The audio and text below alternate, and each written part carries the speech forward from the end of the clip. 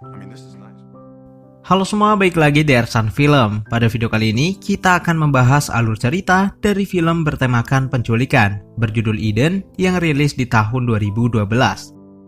Film ini diadaptasi dari sebuah kisah nyata, di mana seorang gadis berusia 19 tahun diculik dan dipaksa untuk menjadi kupu-kupu malam. Oke, tanpa basa-basi lagi, mari kita simak alur cerita.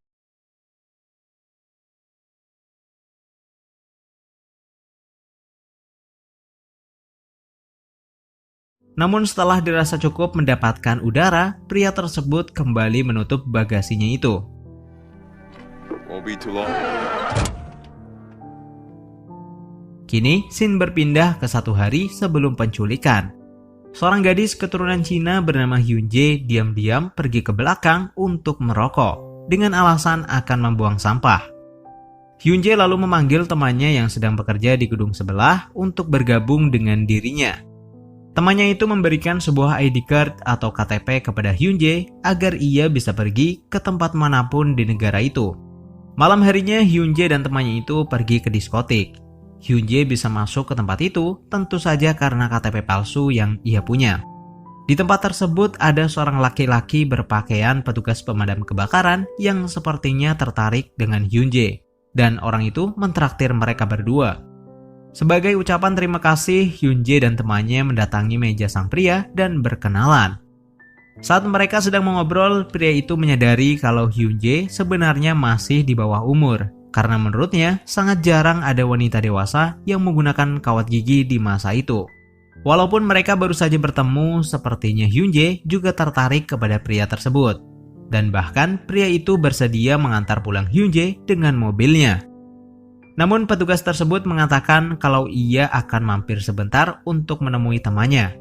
Saat orang itu turun, Hyunjae melihat banyak seragam petugas di jok belakang.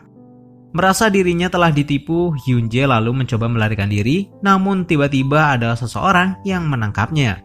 Kini scene berpindah kepada seorang polisi bernama Bob. Ia datang ke sebuah peternakan yang mana di tempat tersebut telah ditemukan mayat seorang perempuan tanpa identitas.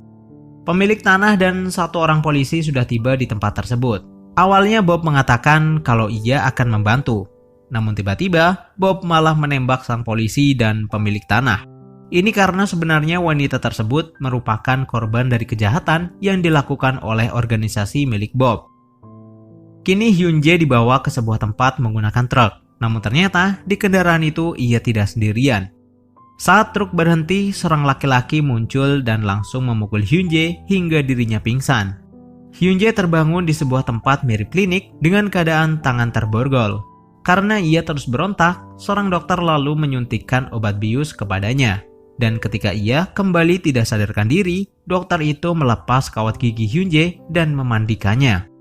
Saat terbangun, Hyunjae telah berada di dalam kamar penampungan bersama wanita lain. Kemudian, polisi tadi yang bernama Bob dan anaknya yang bernama Fawn datang ke tempat itu membawa banyak kucing kecil untuk dibagikan kepada semua tawanan. Dari semuanya ada salah satu wanita bernama Svetlana yang mendapatkan perlakuan khusus dari Bob, dan ia memakai baju berwarna biru. Di situ Bob mendatangi Hyunjae yang tidak mau keluar dan mengatakan kalau ia telah mengetahui alamat rumah milik Hyunjae. Kalau wanita itu tidak menuruti perintahnya, keluarga Hyunjae akan mendapatkan akibatnya. Di situ, Bob juga mengganti nama Hyunjae menjadi Eden. Keesokan harinya setelah mandi, Svetlana membagikan alat tes kehamilan kepada semua orang. Karena Eden masih di bawah umur, ia tidak tahu cara menggunakannya. Namun, seorang wanita berambut ikal bernama Priscilla membantunya dan akhirnya mereka menjadi teman.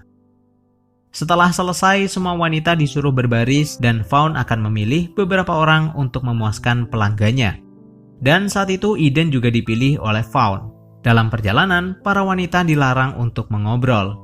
Dan sepertinya kali ini Fawn akan mengantar mereka berdua ke sebuah perumahan yang cukup mewah.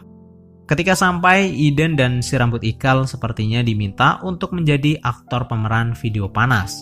Namun sebelum itu, mereka berdua disiksa dengan cara dicambuk. Setelah itu Eden menangis dan mengatakan kepada Priscilla kalau ia ingin pulang.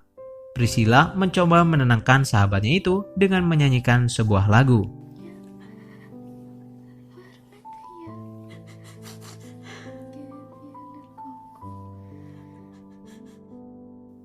Beberapa hari kemudian, Eden diminta untuk kembali bekerja. Vaughn sangat jengkel ketika Eden selalu terlihat cemberut. Ia meminta wanita itu untuk tersenyum di depan pelanggan, dan jika ia tidak melakukan hal itu, Vaughn akan menyiksanya. Eden kali ini disuruh untuk melayani seorang pria tua. Selagi Eden menjalankan tugasnya, Vaughn akan menunggu dengan menghisap narkoba atau sebagainya. Namun ternyata kali ini Eden berniat kabur dengan cara menggigit jamur pelanggannya dan langsung berlari keluar. Vaughn langsung mengejar Eden. Wanita itu sempat berteriak meminta tolong kepada orang-orang di sekitarnya. Namun Vaughn menangkap Eden dan memborgolnya seperti seorang penjahat, lalu mengatakan kepada orang-orang kalau dirinya merupakan seorang polisi. Ketika mereka pulang, Eden dihukum dengan dimasukkan ke dalam bak mandi dan disiram menggunakan es batu. Bob sedikit marah dengan kecerobohan anaknya itu. Kalau Eden berhasil kabur, tentu usaha mereka akan dalam bahaya. 1 tahun kemudian, di pagi hari semua wanita seperti biasa selalu melakukan tes kehamilan. Dan kali ini sepertinya Priscilla mendapatkan hasil positif. Sang dokter yang mengetahui hal tersebut tentu saja langsung menyuruh Priscilla untuk dipindahkan ke tempat lain. Saat istirahat, Eden bertanya kepada Sheila, kenapa Svetlana mendapatkan perlakuan yang istimewa. Sheila mengatakan kalau dulu ada seorang tahanan yang mencoba melarikan diri. Namun Svetlana mengetahui semua rencana tersebut dan mengatakannya kepada Vaughn. Lalu wanita itu kemudian dipukul sampai mati oleh Vaughn dan mulai saat itu Svetlana menjadi orang kesayangannya. Eden akhirnya mengetahui alasan kenapa wanita itu bisa memakai cincinnya saat ini. Sore harinya beberapa tahanan termasuk Eden dibawa ke sebuah tempat hiburan malam. Dan di situ Eden kembali dipilih oleh salah satu lelaki. Namun kali ini Eden melakukan tugasnya dengan sangat baik.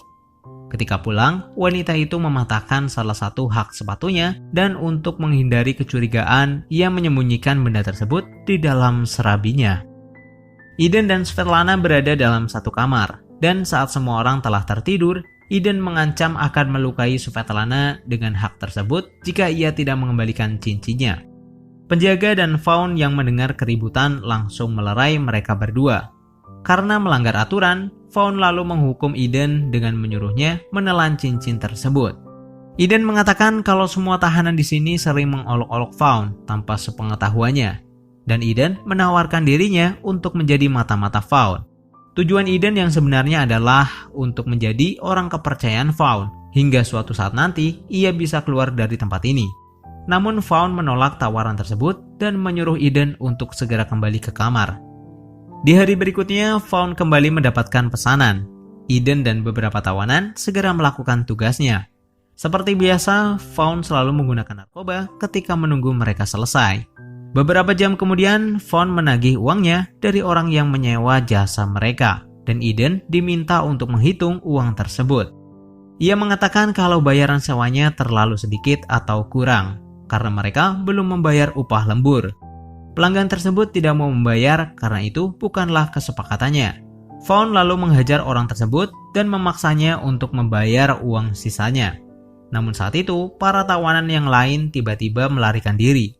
Vaughn sangat stres karena ia takut akan dimarahi oleh Bob jika dirinya tidak menemukan wanita-wanita itu.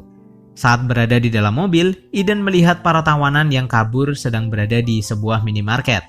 Vaughn pun langsung menangkap kedua wanita itu dan berterima kasih kepada Eden. Ketika mereka kembali, Eden meminta izin untuk pergi ke toilet. Ia kemudian mengambil cincin pemberian ayahnya itu yang sebelumnya telah ia telan. Keesokan harinya para wanita kembali berbaris dan kali ini Svetlana dipilih oleh Vaughn untuk memuaskan pelanggannya. Tentu saja ini merupakan sesuatu yang aneh, namun untuk Eden, ia diminta untuk ikut bersama Vaughn. Kali ini Eden diminta untuk membersihkan rumah saja, dan sepertinya rencana Eden untuk mendapatkan kepercayaan Vaughn perlahan mulai berhasil. Saat ia sedang bersih-bersih, Eden tidak sengaja melihat kumpulan foto masa lalu milik Vaughn, dan di situ ia melihat pria pemadam kebakaran yang telah menipu dirinya. Setelah selesai, Eden kini diminta oleh Vaughn untuk menggantikan tugas Svetlana sebagai penerima telepon. Svetlana tentu saja marah karena ia tidak ingin kembali menjadi kupu-kupu. Namun keputusan Vaughn sudah bulat. Tugas Eden hanya menerima telepon dari pelanggan dan mencatatnya. Hari demi hari berlalu, dan kini Eden selalu ikut kemanapun Vaughn pergi, bahkan untuk mengambil pesanan obat-obatan terlarang. Dan saat mereka bertemu dengan pembuat barang haram tersebut, orang itu menyuntikkan kepada Eden untuk melihat bagaimana reaksinya. Eden langsung terlihat mabuk dan ngefly. Bahkan saat ia mengemudi, Eden terlihat sangat kerepotan. I'm getting sick. Kini Eden telah berhasil mendapatkan kepercayaan sepenuhnya dari Vaughn. Bahkan Eden bisa dibilang menjadi andalan kelompok mereka karena ia melakukan tugasnya dengan sangat baik.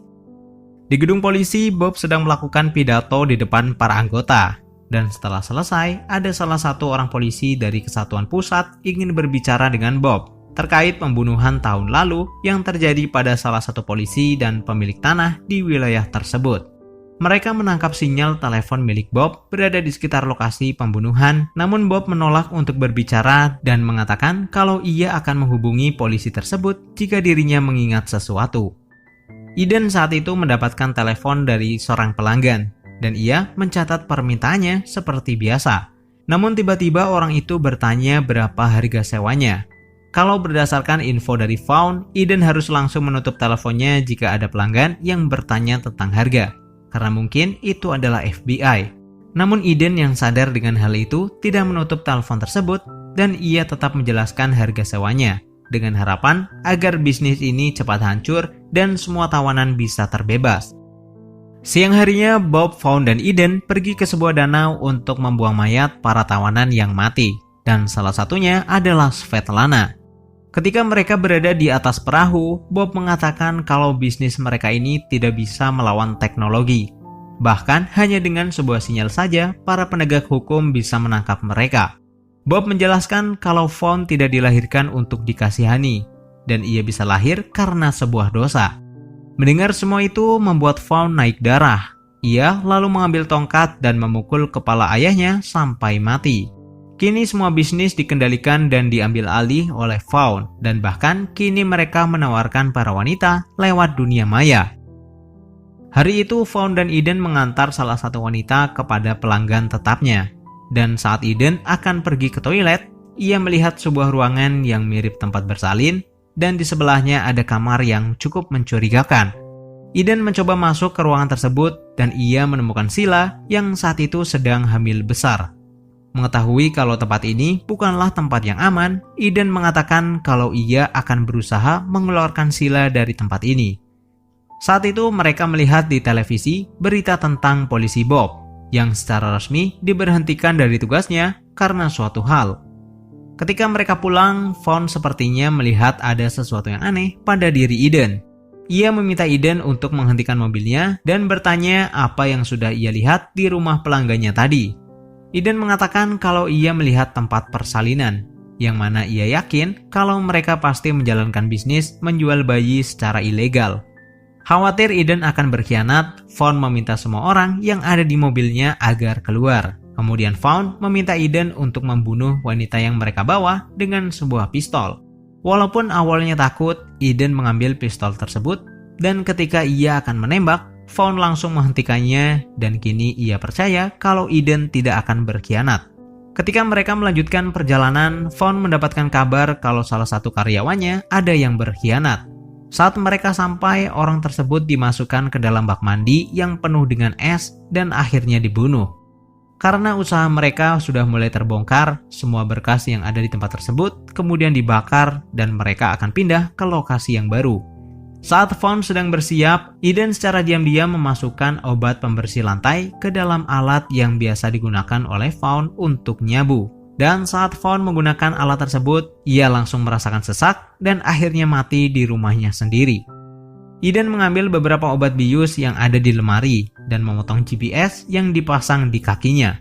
Setelah itu, ia pergi ke tempat orang yang menjual bayi untuk membebaskan Sheila. Eden membawa sejumlah uang untuk menebus temannya itu. Namun menurut pemilik rumah, uang tersebut tidaklah cukup. Tapi Eden diperbolehkan untuk melihat Sheila selama 5 menit.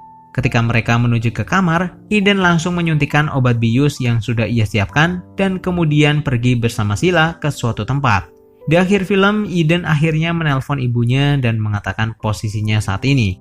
Dan cerita pun berakhir sampai di sini. Sekian dan sampai jumpa di video selanjutnya.